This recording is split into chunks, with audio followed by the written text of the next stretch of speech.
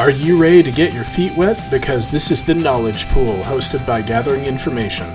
We're here to bring you a casual conversation between friends about everything to do with collecting, trading, and playing Magic the Gathering. I am Tams. I am Step. And I am Laura. So put on your bathing suits and dive right into the Knowledge Pool.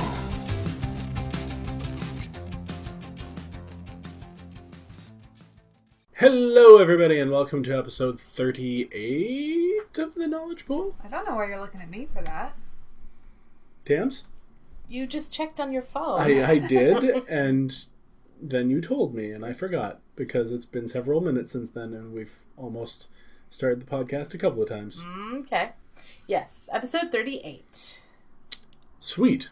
So, Laura. Yes. How you doing? Oh, I'm doing fantastic. Yeah? I've had a pretty good week. I heard that. Yeah. I may have seen a message about your pretty good week. Yeah, it's good. We'll get to it in a sec. Okay. How about you guys? We've had a busy week. Oh, Lord. Yeah, it's been one of those weeks. We're still just getting out of being sick, and he's had to work all sorts of weird hours and overtime. Which is not helping the not being sick. Yes. Yeah, so it's been hard to try to catch up on what we're doing. We missed out on League and all sorts of other fun things because I was really sad about missing like the last half of League. Especially when we were actually doing quite well. Step, despite not having completed 12 of your matches, you were still in the top 8, basically. Or you were like 10th or something, and Tams, you were 16th. Like, you both still definitely could have been in. Yeah. So that was sad. But, we're almost better now, so hopefully soon. I'm looking forward to the next league because hopefully I'll be able to complete it. But I'm also in that trepidatious period where I'm like, oh man, my last deck was so good. Right. And the next deck's just not going to be that good. Mm-hmm. But I'm kind of hoping, as we've talked about before, just that Ixalan gets as much of a boost up from Rivals as Amonkhet did with our from our. Yeah. Yeah. So when does it drop? Like January? The 19th. All right, so we've got a for ways. The actual release, I assume. So that would probably make January the 12th pre-release, somewhere around there. Cool. Yeah. We'll be looking forward to that over the next few weeks because right. it's going to be spoiler season pronto. We have some details about that coming up. But first, what have we been up to in Magic? What have you guys been up to in Magic? We played some sealed, sort of. We had a really fun time, actually. You came over, and we did some stuff with you, and then we did it by ourselves. We took our Theros cube, and we just grabbed 6 packs for each of us, and did an impromptu sealed, and played the decks. It was so fun. Part of the great thing of having a cube ready to go is that you can just do that. Yeah. Because I love playing sealed, and who's got, a bajillion extra packs just lying around. Yeah, exactly. Unless you've got a cube.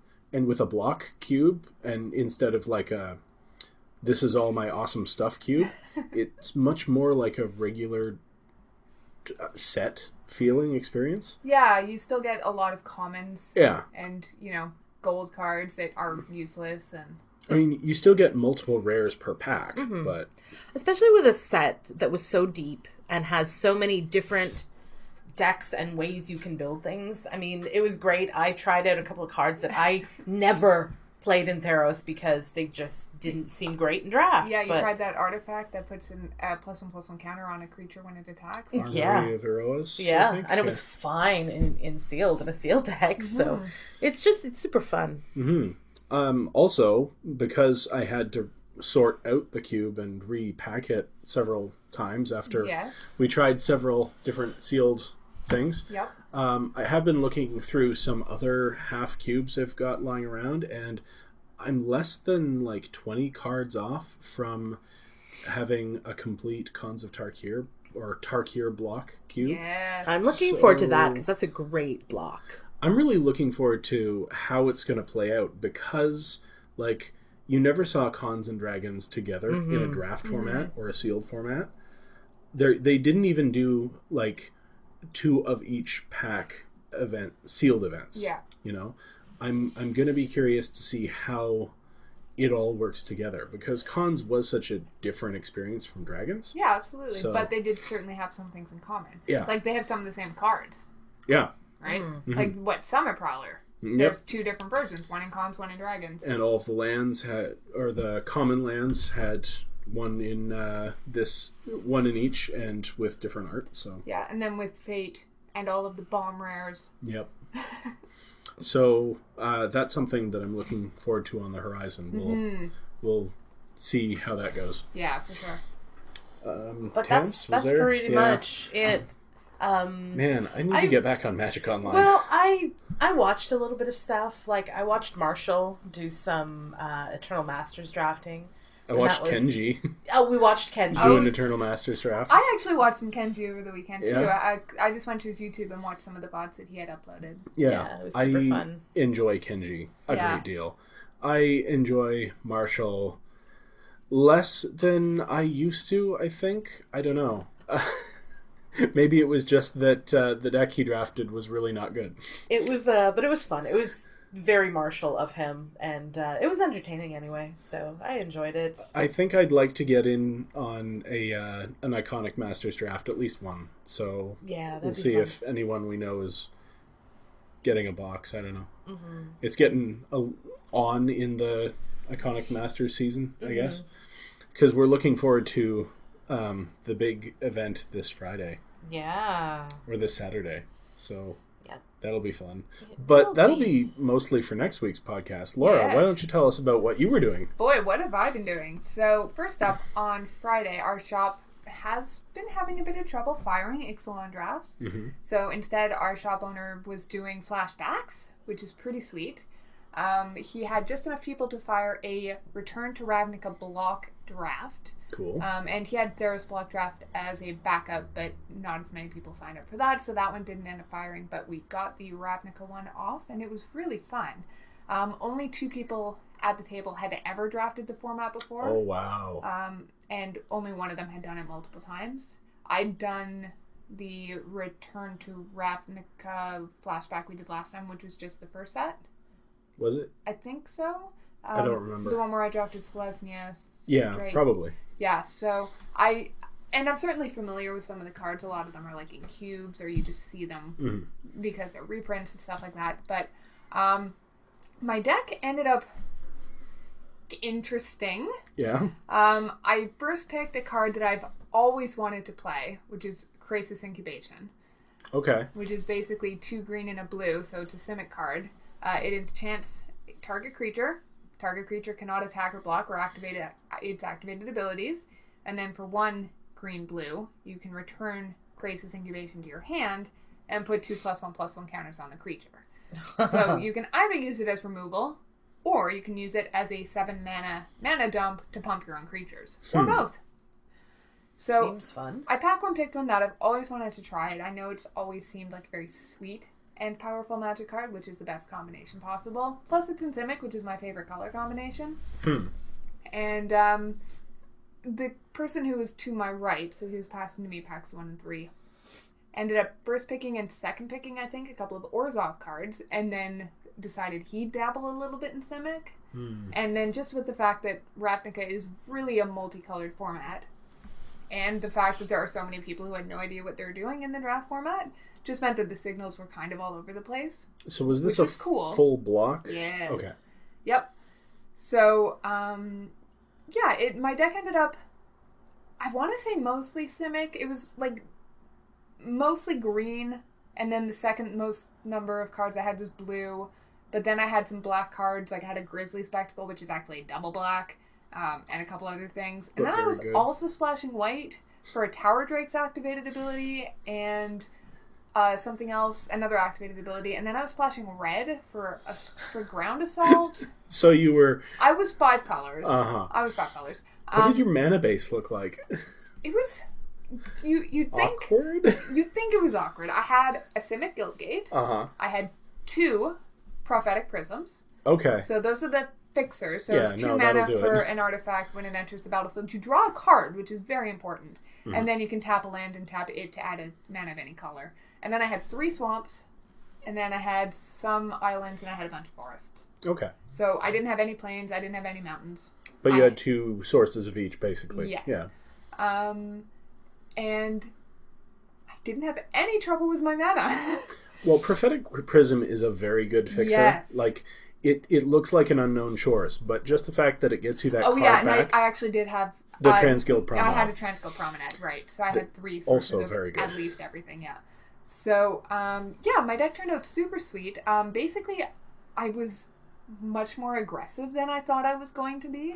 I thought it was going to be a deck that wanted to get up to 7 or 8 mana, take advantage of my Crisis Incubation type cards. I had a bunch of flyers, like 5 mana, 6 mana, but I also had a 3/1 Vigilance for 2, and I had the 3/2 Crocodile for 2 and a green that you can pay 2 and a black to give it lifelink. Right. That guy saved me in 2 different games. My first match was up against Is It Burn? Oh. Oh my. Yes. Was it Burn? Yep, it was Burn. So having lifelink was super critical. Yeah. He was also playing Possibility Storm. By the way. Was this Evan? No. Was this Mike? No. Wow. Mike, I played him around 2. He was also playing Is It? But no, this... There's a big shot. Yes. So I have to say I've never played Mike, and he hasn't been playing some version of Grixis. Yeah. But so Possibility Storm, basically, when you play a card, instead, you exile that card and then flip cards off the top of your library until you hit a card that shares a type with it. Mm-hmm. So if you play a creature card, you don't actually get that card. You flip until you hit a creature card, that goes onto the battlefield, and then all the cards that aren't that card go under your library. Honestly, seems kind of bad. It was fine in my deck. My deck was just so consistent. Yeah. I'd play a 4-drop creature. I'd get a 4-drop creature. Just a different one. Mm-hmm. Or I'd play a 3-drop, and I get a 5-drop. I only had 1 instant. I had, 2 different sorceries, but it didn't really matter because my opponent hit terribly. I mean, first he drew multiple lands after that, so he didn't actually get any advantage of the, card-ish advantage? I don't even know if you'd call that card advantage. I don't think so. But yeah, he just wasn't quite able to recover from it. Okay. So yes, I won that game, and then I played against Mike, who was playing Is It? I won that game. It was just great. My deck went off pretty well every time, just flyers. Nobody had a way to deal with my flyers. Yeah, that's the old standard. That's my favorite. So then in the finals, I played against our friend Judge John, who was actually he was 1 loss and 1 draw, I think, or 1 win and 1 draw. He was 1 win and 1 draw. I was the only person 2-0 after round 2. Everybody else had a draw or a loss. Interesting. Because it just kind of got, I think, people were drafting really grindy decks. And I was just soaring over top, so all of my games were done within 20 minutes. Nice. So he had gone Orzhov. He was the person who was passing to me. Pass 1 and 3. So he was mostly Orzhov. He was also splashing a couple of other colors, which I think is fairly common in this format. It is. And so he had 3 of the Basilica Defender dudes. The 1/4 that has Extort. Basilica Guards. Yeah, he had, what was that demon? The one where you have to... Desecration Demon. He had the Desecration Demon. He had the 4/7 that gets to exile a card for 5 white, 4/7 with Vigilance. Also a rare. Yeah, I don't remember, sorry. Yeah, so anyways, he had a bunch of stuff, but I was just able to basically kill his big things with my fair removal. I had multiple good removal spells, so it was just enough. So I Grizzly Spectacled his Desecration Demon. Ooh. And the first game I actually Crisis Incubation his Desecration Demon. And then once I had enough lands, I returned Crisis Incubation to my hand, made his demon an 8/8, and then ground assaulted it for 9. Oh, nice. And then rough. I had my Crisis Incubation back. Now, Grizzly Spectacle, is that the one that mills? Yes, it is. So... Which is actually bad for me, because John was running at least 1 copy of the green-black mill yourself for 4, then target creature gets -1/-1 for each land card in your graveyard. So if I had pre-milled him, he would already have a land or 2 in his graveyard. So he was then much more likely to kill my creature. Oh dear. But again, he had nothing that could do much with flyers once I got his Desecration Demon out of the way. And once I knew he had it, I made sure to save removal for it. Right. Now that's the one you can tap down, right? No? Yes. Yes. Yeah. And what's the cost? Sacrificing a creature. Right. So that's untenable. I actually almost did it because I had multiple scavenged creatures. I did it a lot in Standard. Yeah. When it was in Standard, but yeah. That's actually another funny kind of story, I guess. Mike, my round 2 opponent who was playing Izzet, he milled me a couple of times. Yeah. And in the second game where he milled me for 4 cards, 3 of them were scavenged creatures. Wow. Yeah. The mill deck never quite came together in RTR well, I think format. He was just, it was just a side effect of other things that he Sure. was doing. Like, you know, it wasn't the theme of his deck or anything like that, but it just meant that I could put counters on my flyers, and then I would kill him with flyers. Nice. Yeah. Yeah, Scavenge is one of those abilities that also wasn't quite worth it. Like, it was just not, there was too much aggro in the format. Yeah. But if you're putting the Scavenge on flyers, suddenly that becomes a whole big thing. Yeah, well, I have one of the 3-mana scorpions, one black and a green scorpion, that scavenges for 2, and it has Death Touch, so it's a great blocker when you're trying to go high. Mm-hmm. And then once it dies, you get to put counters on your flyers and kill them even faster. It's not Causeway Scorpion, it's something else. Yeah, something. So anyways, I ended up winning all of my games, so I went 3-0, 6-0. That was the text I got. That was pretty good, yeah. It was really fun. Everybody, I think, had a really good time just, you know, playing with new cards, enjoying a new draft format for many of us. And Ravnica is actually quite a fun set to draft, block format. Like, from what I've heard, people tend to prefer straight Ravnica, like straight RTR. RTR, but you know, for not every week drafting, I think that the block set was quite fun. It was a bit like a rainbow draft. It does feel that way, and I think the reason that Dragon's Maze draft, which is the full block draft, got such a bad rep at the time was because we were straight off of RTR, which was very in your lanes. Yeah, you were focused in your lanes. And then Gate Crash, which is just triple Gate Crash, and it was another very focused in your lane sort of set. Mm-hmm. And then seeing those cards all with the new Dragon's Maze cards, because that's how it was drafted, nobody could get their head around how to draft it. Right. And I think when you do a flashback draft, you're kind of expecting not to know how to get your head around it, right? Absolutely. So that whole must find my lane is completely absent from the experience. That makes sense. And it makes it a lot more fun. Yeah. Yeah. So it was super sweet. As always, highly recommend flashback drafts, especially with a group of people who are all very fun and friendly, and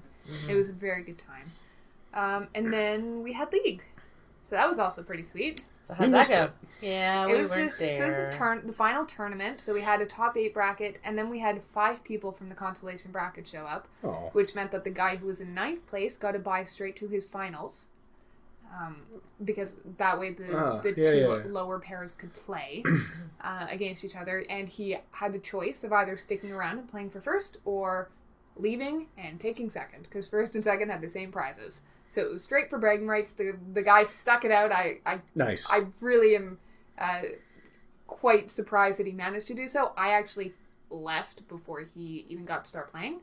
Wow. Yeah, and I left at 7:30, and we started at 6. So he stuck around for quite a while just to get in that final game. He did win. So good for him. He came in 9th. He defended his pride. So yeah, in the first round, I was matched up against one of our younger players at the store who I had played previously. We had a 50-50 match win rate, I think, against each other. Okay. He's playing super, super big dinos. Mm. He had 2 of the, what's that, hexproof campy counter guy. Oh, that guy. The Carnosaur dude. Yeah. So he has 2 of those. So his plan is basically just to get big. Stomp on your face. Yeah. So my final deck, as you mentioned, Step, I've got it laid out here. It's very consistent. It is very consistent.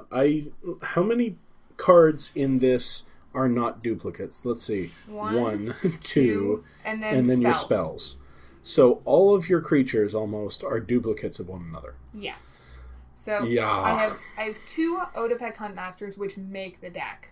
If I didn't have those guys, or even if I only had 1, my deck would have been so much worse. Yeah. Because basically I would play a Huntmaster, and then if I was lucky, I would play Thrash of Raptors, hit them for 3 on turn 3. And then turn 4, play another Thrash of Raptors, because I have 3 of them, and hit them for 10. Yeah. I've had that happen multiple times. It happened to me multiple times yesterday during League Finals.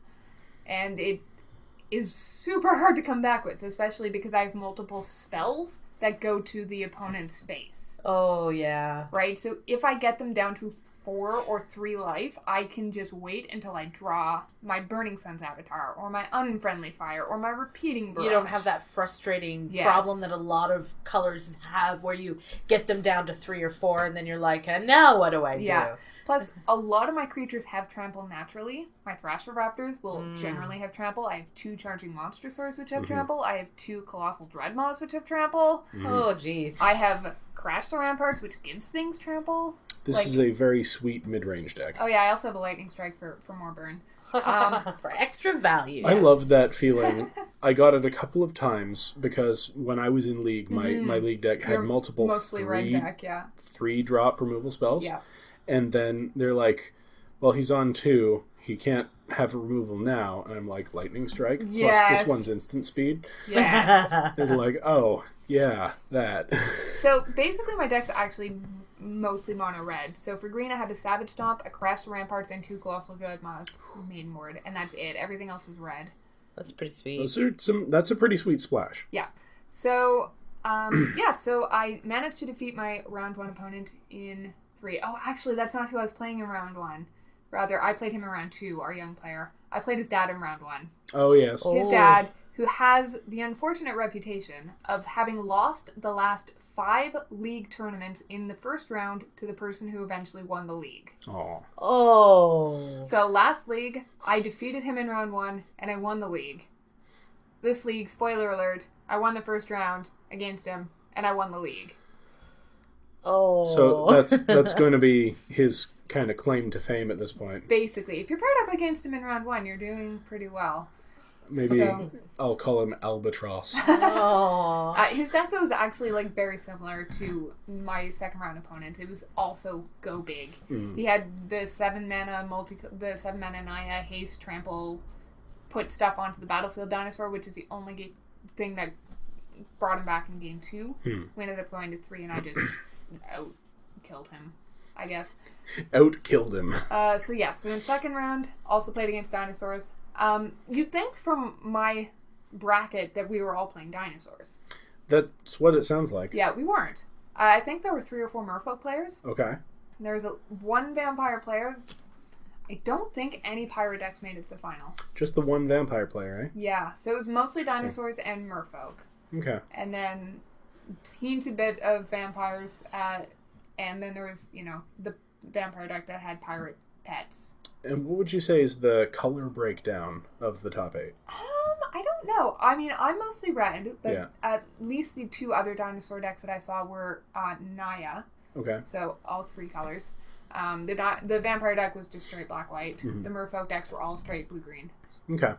So there was a wide array then. yes, it was certainly much more diverse than the Shadows over Innistrad draft. That's all I'll say. Okay. So then in the finals, I met with the vampires. I sided in my Raging Swordtooth. I took out one of my Dreadmaws just because I know he has multiple ways to generate the 1/1 vampire tokens. It was always very good when I played against him. Yeah, plus I figured just bringing down my curve, like the Huntmasters help a lot because they reduce the cost of my dinosaurs, which is my entire top end. Yeah, if you can play that on 4. Yeah. Cool. It's pretty good. So, again, we went to 3 games. All of our games were really good. Games 2 and 3, we both mulliganed to 6. My deck mulligans a bit better than his does, I think. Just because, again, consistent. Yeah. Like, the only creatures I have that are not dinosaurs are 2-drops. Everything else is a dinosaur. And most of your 2-drops care about dinosaurs. Yeah, so basically. So, yeah, I just managed to kind of get there with Trample and Burn. Which is what you'd expect, I guess, over little 1/1 vampires with lifelink. Yeah. You'd think. Like, the life gain helped him a little bit, but it's hard to chump my deck at all.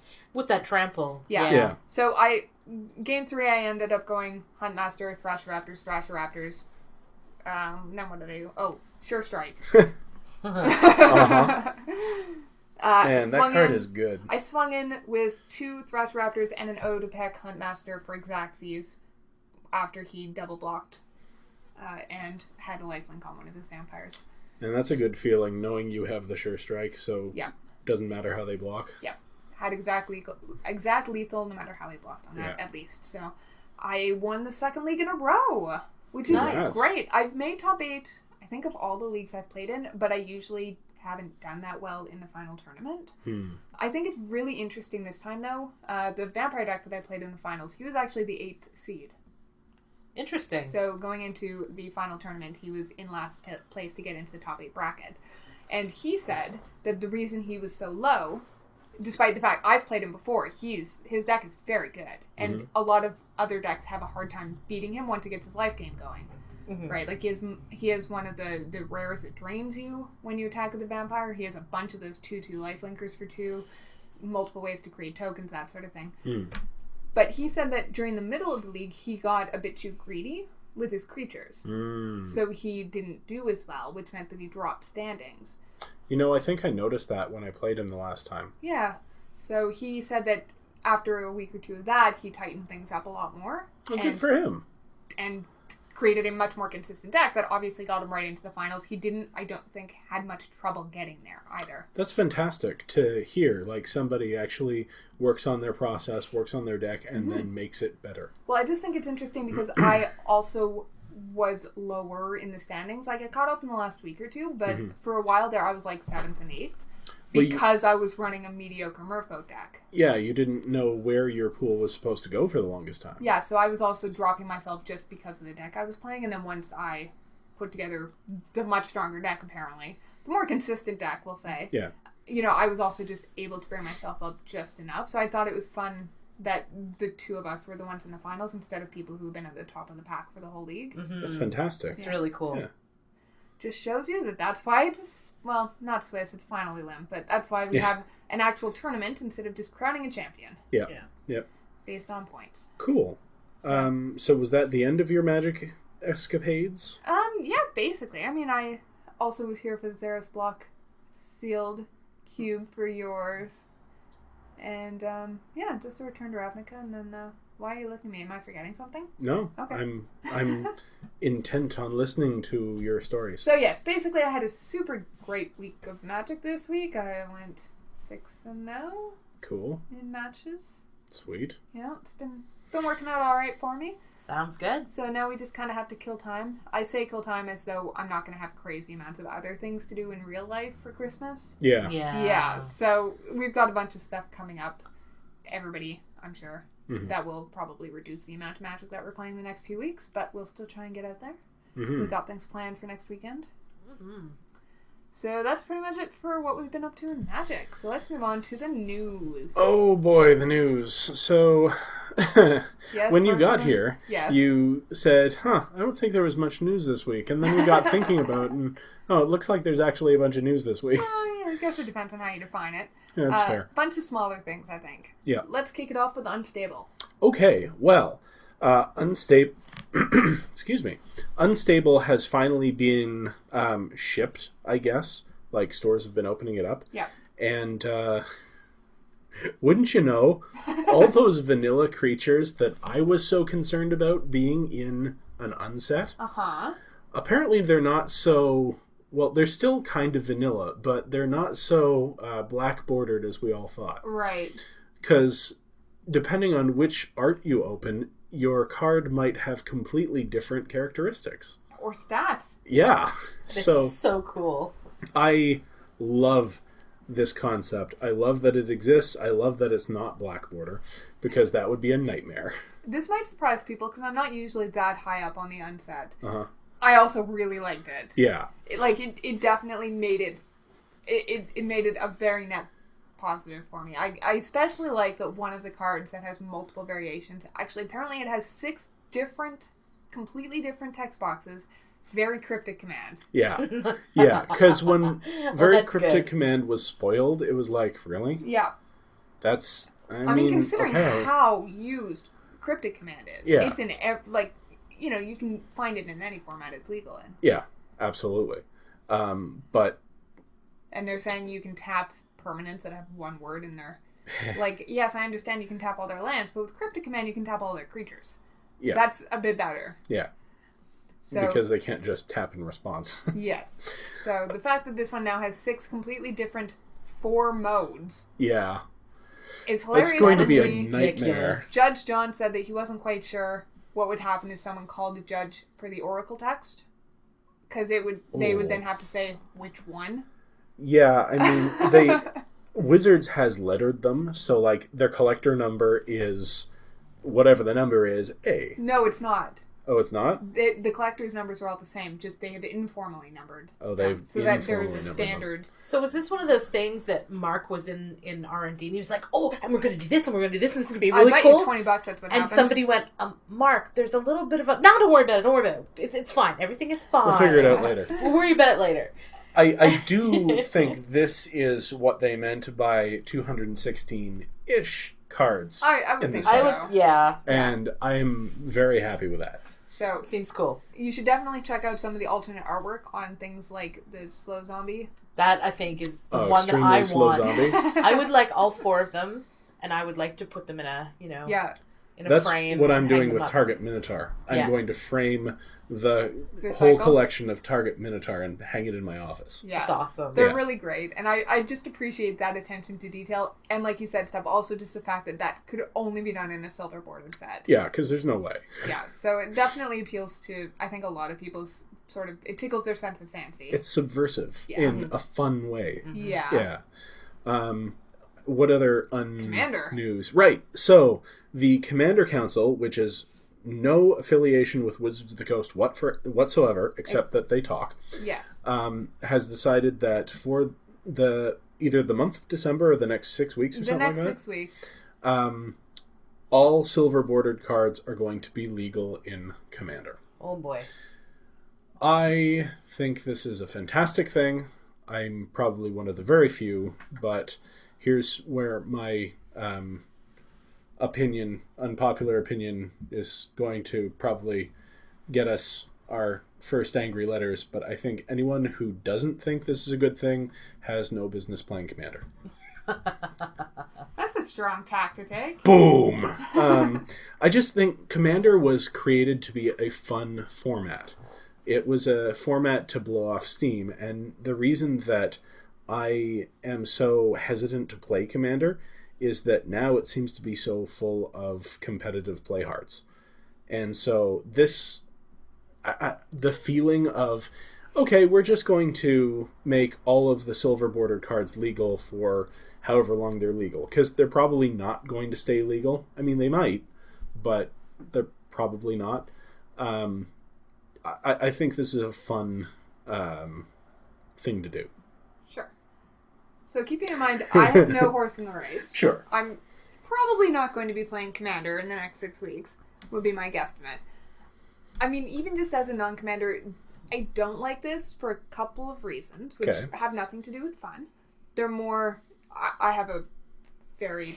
I have a brain that just can't stop poking holes at things. Mm-hmm. So my first concern is just that they obviously did not put any thought into this. They then had to post a follow-up saying, oh yeah, so remember that one card, Nerf Wars, where the entire text of the card says that you're firing Nerf guns in an enclosed environment? You should probably be careful not to break things. Because people are dicks, and there's always one person who's going to be like, how can I cause the most carnage with these new rules? Mm-hmm. So they probably should have thought of that sort of thing ahead of time. There are also silver-bordered cards that say things like, tear up another person's card. There should be some sort of little codicil that says, except for cards that do blah, blah, blah, blah, blah. There are no silver-bordered cards that advocate destroying other people's cards. There are silver-bordered cards that say, you have to destroy this card to use it. Like, it's not Chaos Orb. What is it? You're looking at us like it's the thing that references Chaos Orb. Confetti. Chaos Confetti. Sure. You have to rip it up to use it. Or, is it Blacker Lotus? Is the other one that you have to rip up to use. So, I just don't like the fact that they obviously didn't consider all of the cards that they were making legal before they made them legal. I also don't like the sense I have, just that this is not intentionally, but that this will exclude players who have disabilities. Some of the silver-bordered cards are dexterity cards. Some of them are gotcha cards. That's not very fun to play with in a multiplayer environment. I just don't like the fact that some people will not be able to play some of these cards simply because of the physicality required. No, that's a point. So, again, it's not something that I think is intentional in any way. It's actually just a criticism I have of the unsets in general. I just feel like for something that's trying to be very fun and inclusive, it misses the mark on a couple of ways. Well, Morrow himself has come out and said that the gacha mechanic was bad design. He uses that as his example of bad design that he was warned about, too. Yes. And I think it could have been easily fixed by reversing it instead of whenever a player says this thing, making the cards say when a thing happens, you have to do something. Sure. Rather than you should remain silent and shut down so that you don't make any errors. Yeah, because the problem is, that's what it encourages, just a completely silent play group, which is not very fun. Yeah. But also, you can just gang up on somebody. Yeah. You can be like, oh, I'm sorry, do we need to counterspell that counterspell? Oh, did you say counterspell? Look at this, I have that card in my graveyard that returns when somebody says counterspell. Now I'm going to counter that spell. Yeah. And again, just all of these things are easily avoided by having a fun, casual play group, which I think is the ideal situation to be playing silver bordered cards in. But if you're just dropping into an LGS and you don't know the people that you're playing with, these could be problems for you. Well, okay. There's a difference here, though, because if you're playing in an LGS in a sanctioned tournament, then... No, not in a sanctioned tournament. Just like if you're going down to Casual Commander on Saturday. Right? You don't necessarily know any of the people who are there. Yeah, that's fair. Even in an LGS with as small of a community like we have. Okay. So it's worth noting, though, that if your Commander tournament is sanctioned, because you can sanction a Commander tournament, then silver-bordered cards are still not legal, because they're not legal in any sanctioned tournament. Right. So I think those are really my main concerns. Like I said, I think that if you and your command group are ready to have fun with these cards, that's amazing, but you also don't need the Commander Council to tell you that you can. If you and your play group want to play with silver bordered cards, you are welcome to do so at any time. Mm-hmm. So I just don't know that this needed an official, we're letting loose the gates for a month and a half and we're not even going to put much thought into it ahead of time sort of thing. I like that it was encouraged because I think this encourages people to create decks using the silver bordered cards, and then more play groups are going to be like, do we want to include silver bordered cards because that was fun? Rather than, while I'm building a deck right now, I wouldn't include any silver bordered cards because I don't know who I'm going to play against. Yeah, no, I hope that does. I think it's great that people are, experimenting things like that, but this is not necessarily the best time of year to be sitting down and building a new commander deck. This is also true. Who's got the time or the money to buy these new silver bordered cards right around Christmas? On the topic of silver bordered cards, maybe this... No, I think this is the perfect time. I really hate the silver border on the old unhinged cards. Do you? I think it's hideous. I love the gold border on the tournament reprint decks. But I think the silver border, especially if there's any wear on the card, looks real bad. So I am hoping that they've changed the silver a little bit for unstable. And in a week, I'm going to find out. Well, the way that Magic's been so on point with their printing process lately. I wouldn't hold your breath if you were talking about probably card quality. Be brown. It's brown border, an entirely artifact set. Yeah. It's funny that you mention printing issues because Mark Rosewater's podcast, The Drive to Work, he did an episode this week about printing. Oh, yeah. Now, the episode was recorded probably 6 weeks ago, because that's the sort of return he has on his podcast, but I found it very interesting that he was talking about the high standard of quality that Wizards places on card stock. Since when? Since forever. And for the most part, it's true. Like, Magic card quality is higher than a lot of other, even...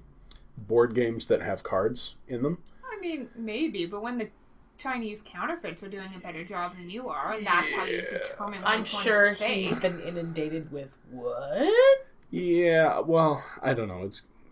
I just thought the timing was interesting. Yes, I'm sure there's no way he can respond in any sense to any criticisms of it for legal reasons, but... Yeah. you know. So I think that's about it for Unstable. Anything else we wanted to add? We're all excited. We're going to be doing a draft this weekend. Hopefully, Yep. yeah. Other than that, I don't think so. I can't wait to get my hands on them because I think they look sweet. And the tokens are gorgeous. Mm-hmm. So next up, the Great Designer Search has been renewed for a 3rd season. So the Great Designer Search is the one and only reason that I would ever consider moving to the United States. Unless you just got a job with Wizards. Yeah. Well, that too. So the Great Designer Search is a thing. It's sort of a reality competition that Wizards has done twice. Is it kind of like Strip Search was? No. Strip Search is, for our listeners who don't know, And Penny for Arcade. For other podcasters who don't know. It was a reality TV show, kind of internet show done by Bionic Trousers Media for Penny Arcade to find them an intern.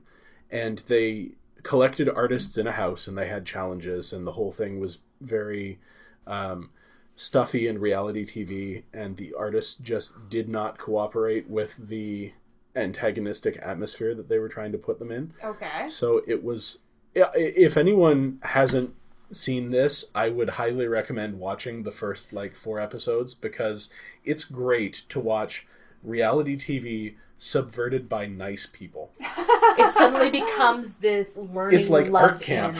It was incredible to watch these people bond instead of Fight. Yeah. There was no fighting at all. Everybody loved each other and help and strive to make everybody else better. I mean, I guess that makes sense. Presumably, they were all chosen to go into this because of their abilities. Yes. Not because people thought they'd make great reality show contestants, which is the reason most reality show contestants get hired. Yeah. Yeah. So it's fantastic, and you get to meet and see lots of amazing art, which was also super cool. It was just really fun. And Graham from Loading Ready Run. Yeah, he's the Bionic Trousers guy. Yeah, was the super host fun to watch of the show. Yeah. Was he trying to be mean? No. He was trying to be stern. He was like the stern announcer. I see. The two guys, the Penny Arcade guys. Gabe and Tycho. I don't remember their real names. Mike and something. Yeah. But even that, they were hilarious because they're just like, what do you do when everybody's really nice? But back on topic, the Great Designer Search is Wizards' equivalent of this, and it was an internet contest that was done mostly via blogs and forums, finding who's going to get a 6-month internship at Wizards of the Coast. And each one had a winner, but the next 4 runners-up in both of those competitions also eventually worked at Wizards of the Coast. Right. And such mechanics as Double Strike came out of Great Designer Search. Cool. So, there's a lot of potential for good design work and just a lot of awesome community building from Great Designer Search 3. My heart breaks come out of it too? for you. I think so, yeah. It was part of the what was his name? The second host, John Laux' proposal for Great Designer Search, yeah. My heart breaks for you because you would just, this know, would be perfect for you. So the prize is an internship, which means you need to be able to work in the States, which is why only American residents are possible contestants. Yeah. But that doesn't mean that you can't have just as much fun getting involved in the conversation, because part of both Great Designer Searches so far has been having everything open to community feedback. And I hope that they're going to keep that the same, because I'm going to be watching. Yeah.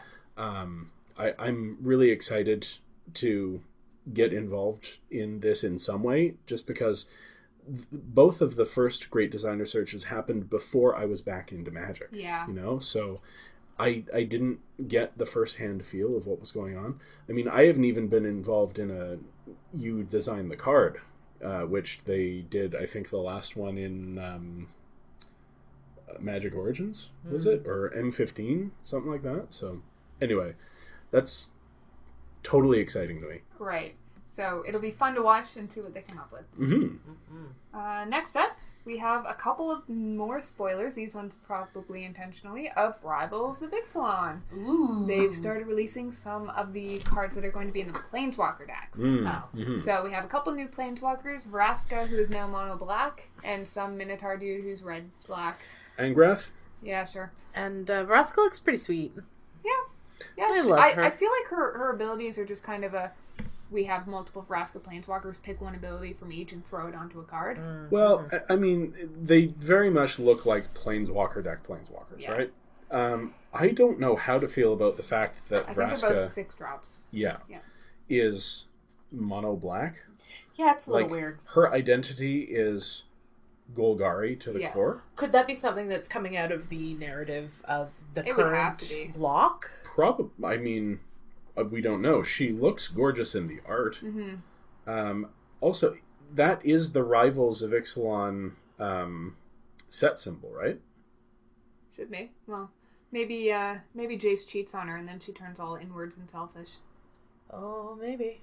Don't Don't know. If she is up against Angrath, though, that's interesting. Angrath has been seen on cards in Ixalan, and he's been part of the story of Ixalan, so we were pretty much sure that he was going to be a character in... Claire? Yeah.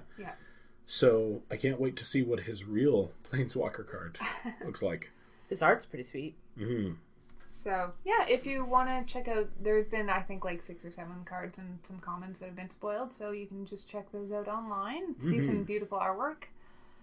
Next up, just a quick so you know, coming up on Magic Online, both Vintage Masters Flashback Drafts, and the Vintage Cube, just in time for Christmas, so we can all watch Johnny Magic Finkel forcing Storm and going 3-0. I feel bad for that guy's family around the holidays. Or maybe not. I mean, maybe that was his family's idea.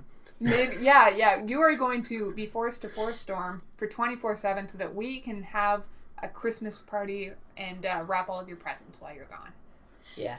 I mean, it's genius, really. Yeah. So this is something that they have, I think, consistently done every year, is bring back the powered cube at Christmas. Yeah. Just to give everyone a chance to play with power. Well, boy, especially because people are probably sick of drafting Ixalan by now. Yeah. So, and it happens just because there is a bit of a longer break, I think, over the Christmas holiday specifically between sets, so it just gives everyone a nice break from whatever has been drafted. So it's a little funny that there was so much spoiled like a month ago, and then nothing leading up to Christmas. Well, they're not going to probably start the rival spoilers until January. Yeah. So, I mean, what else is there? Unstable's coming out. Yeah. Iconic Masters is already out. I guess they're just gonna go take a nap. I don't know. Oh, maybe it'll be time for another board game. I know, another terrible Christmas box.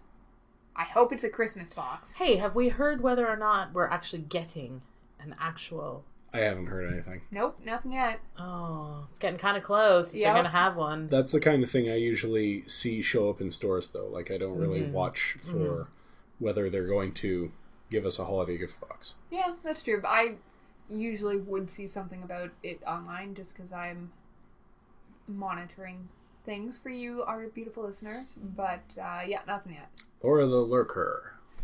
Yeah, well, it's descriptive. It's also very true. Yeah. So, I think that's about it for news. Stepford. Yes? We're moving on to you now. We are? You had a fun and interesting game. Fun and interesting game. Oh, well, I have a deck that I would like you guys to tech for me. Ah, I see. Because I have been throwing together random decks, and just in my mind and on my phone. While you're pulling that up on your phone, I meant to ask, are you guys putting any thought into your Canadian Highlander decks that you were thinking about putting together? Well, I still have half of goblins.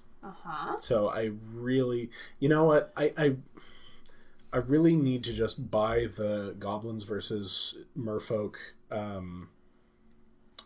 dual decks and then strip some pieces out of it. I mean, maybe, but how expensive can Red Goblin be? Just singles. Most of the pieces that I need would amount to the same cost as the dual deck that you get. So Yeah. What about you, Tams? Mine would be black or Oh, yeah. red Or something. Yeah, no, I think it's gonna be mono black. I haven't had the time. Mono black flyers? Mono Black Constellation? Mono Black Devotion. Mono black, you're dead. Oh, so like your commander deck. Yeah. Mono black. What did I say to you? I said, do you think there's a way to take my Obnixilis deck and turn it into a Yes, Landlander of course deck? there is. Just add some fast mana and Basically you're the there. same thing, yeah. Yeah. So, Just add everything that's banned in Commander and you're good. Yeah, basically. Seems legit. Yeah. So yeah, I haven't had time much to think about it. Like, I'm having problems staying focused on the podcast tonight. I'm so sleep deprived. Oh dear. What about you, Laura? I don't know. Something blue Something green. with some green. Yeah. Look, Something green blue? if I were to play the deck that might not win but would have fun, it would be all ramp and then all payoff. Because I love ramp and I love big stompy things and planeswalkers and just powerful cards, and those are all usually expensive. Sounds like hoof. Well, no. Because I don't mean like creatures. Okay. Or if I do mean creatures, I don't mean creatures that win the game. Hmm. You know, I mean like giant angels. Like just the ones that you never get to play. Like the big Avacyn. And, you know, just the... Oh, you mean like Elishnorn and... Exactly. That seems You fun. know, Jingatat. Like, I'm not saying he would go in my deck, but I'm saying that's the kind of creature I'm thinking of. Just the ones that usually Reanimator spells or Reanimator decks use as payoff cards, but I want to actually cast them because I think that's more fun, even if less likely. That's a hoot. So you ever get an idea for a deck just based on a name, and then you sit there wondering whether there's a way to make it work? Not usually, Oh. but tell me all about Yes, I do. A lot. That's how Fox and the Hound became a Okay. deck. Yeah. Okay. Alesha Norn. So, Well, I mean, I can see it, though, is the thing. Right. Right. Because I have actually had to play against Alesha in Standard. She was a pain. She was a pain in the gigantic rear. It was so annoying to play against her. I think I might have something here. And then Elishnorn, of course, just buffs all your tutus. Yes. Yes. Exactly. I gotcha. And I Alesha is Mardu, correct? Yes. Yes. She She's red, but her activated ability is Mardu. is black-white. Yeah. Yeah. Black, That's the way it white. works. The other Mardu. The other part. So really, it could just be a red-white deck splashing maybe a few removal spells, but... I'm gonna think about that. You're playing Ingarrick's Wake. I've hard cast that puppy a few times. That's how you won the last Commander game we played. Yeah, I it's mean- fun. I think if there was a board wipe that you'd want in that deck, it would be Elishnorn. Yes. Yes. or Dusk to Dawn. Yeah. Oh, I'm not saying Ingarrick's Wake is a good card by any stretch of the imagination, but I think that's part of the fun of actually getting it to go off, because if you can get to that amount of mana, Yeah, what is it, 9? it's Something like ridiculous. that? Yeah. Yes, and it's like black or black. Yeah, it's at least 2. It's harsh, I think- and then you wipe the board, and they're like, oh, Yes. what? Oh, and you still have all your stuff? That's not fair. So fair. So here's my deck. Green ramp spells, Mm-hmm. blue card drawn counter spells, gigantic white creatures. All the angels. So bent. Well, yes, of course it's banned. What were you thinking? Silly me. Silly you. So because that's basically, like, for green, I like the big green creatures, but whites are just more fun. Because they all have ridiculous abilities on them, right? And they fly. And they So- all fly, and half of them have indestructible, half of them have protection from colors. It's ridiculous. So I would just cast green spells to get my mana up. I would cast blue spells to stop from dying and to draw more cards, and then I would cast white spells to win the game. So I think you call it Flight of the Loam. I'm not going to be playing Life of the Loam in there. Okay.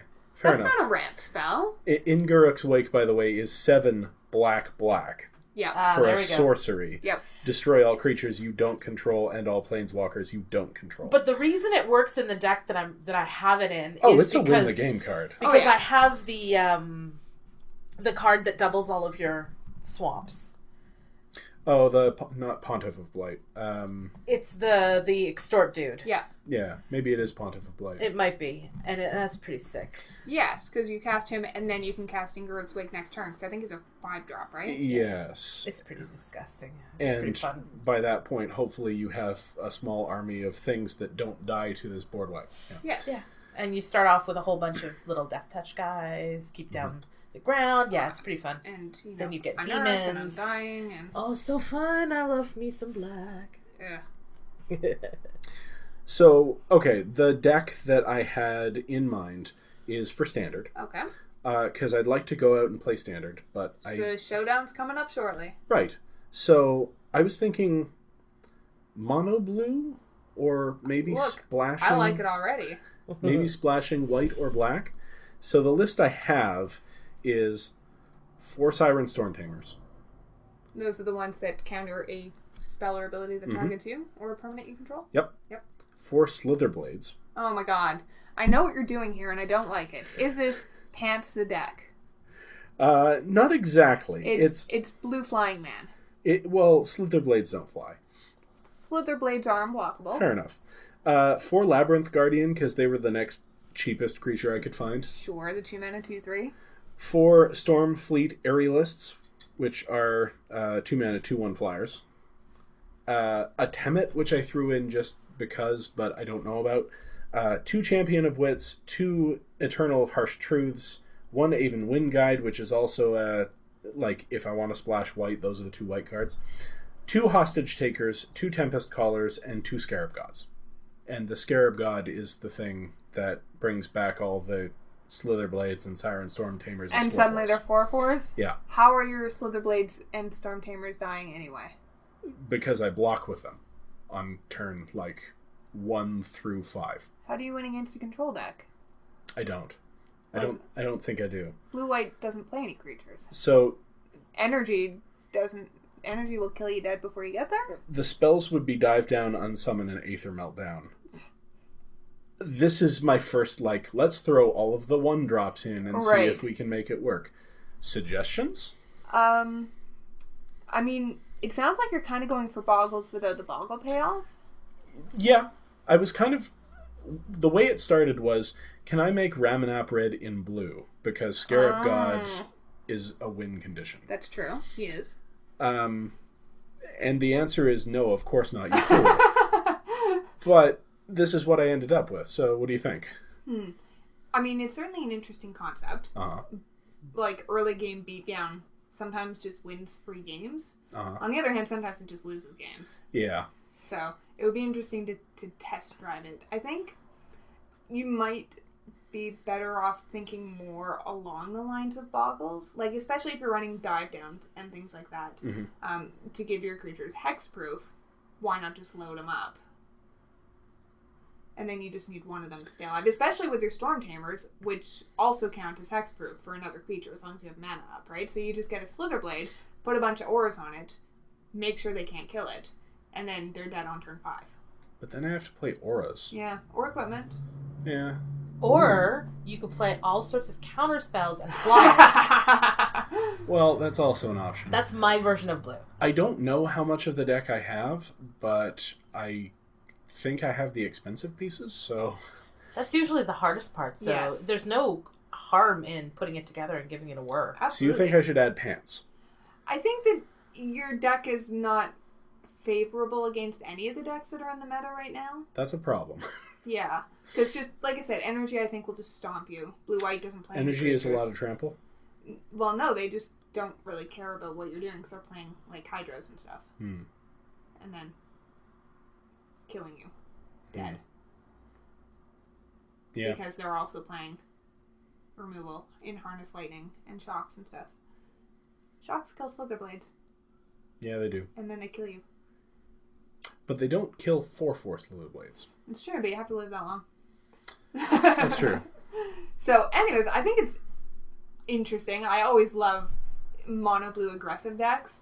Actually, one of the people who was at Friday night, he brought 2 basically kitchen table decks, although I'm pretty sure they were both modern legal.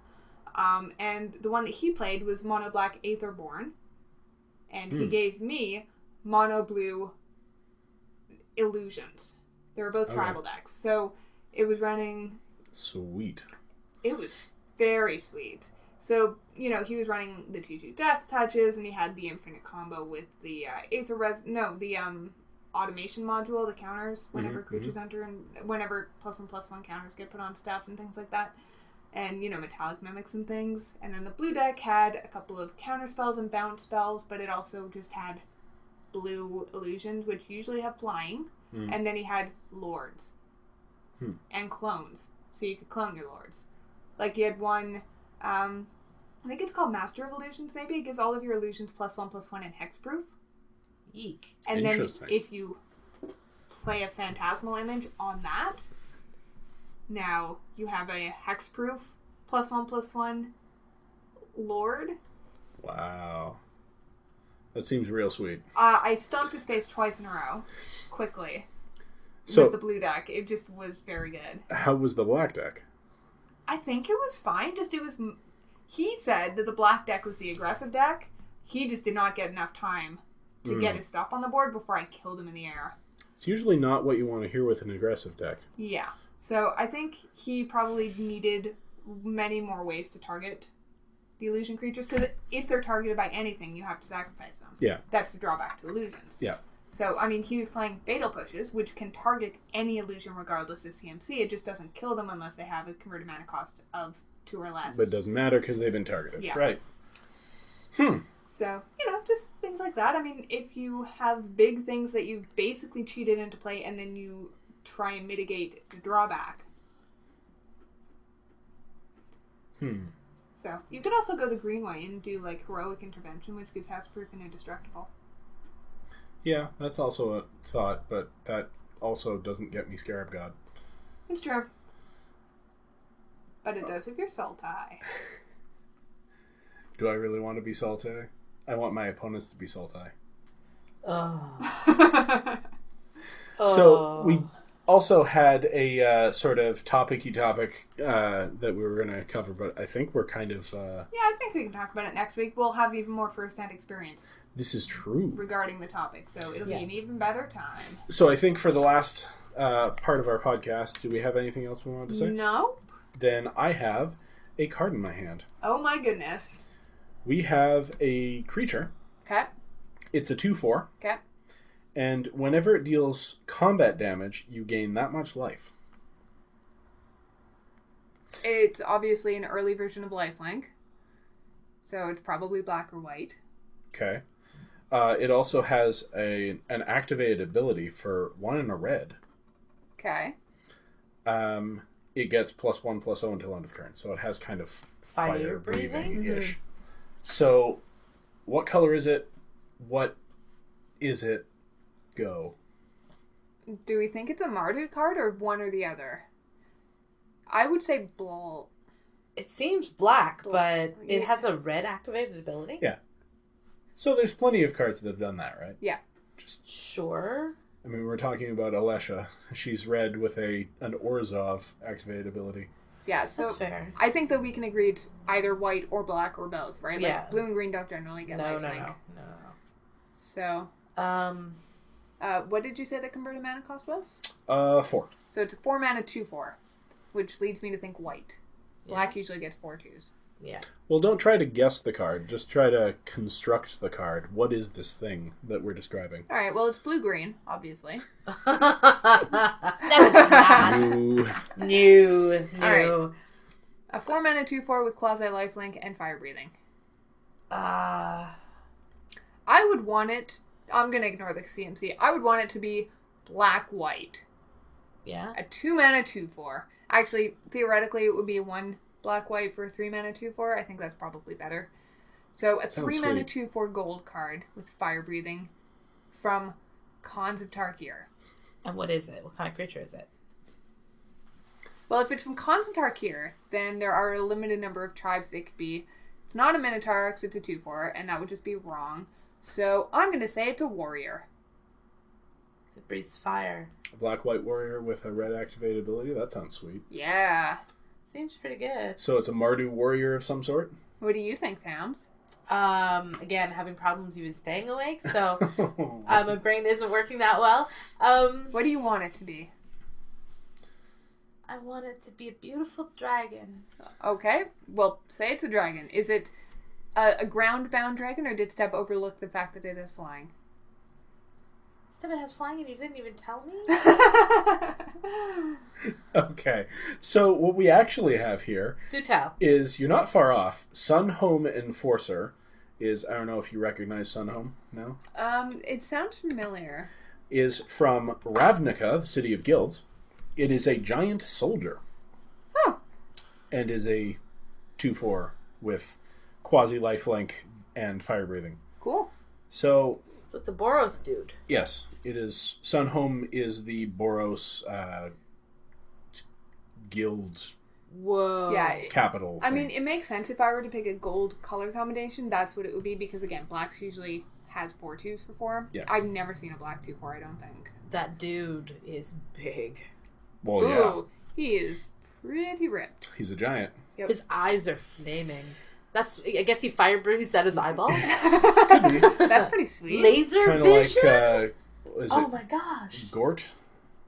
Was Gort? it Gort? Or the thing from the first Thor movie? It's kind of what he looks like. Yeah. The I know. Big Yokon. dude with big weapons. It's pretty cool. Anyway, yep, There we go. good call. All right. Well, next week I will be back, and I will be, Unstable. on point. I know I'm probably gonna still be on. Yeah. I will hopefully be more sleep enabled. Well, Yeah, that's the word. that's our Absolutely. show, folks. Thanks for coming out. Thank you for listening. Don't forget to check out our social media stuff down below. That's right, and I hope you all have fun drafting Unstable this weekend. Mm-hmm. Or possibly playing Silver Bordered Commander. We know we will. Probably do both.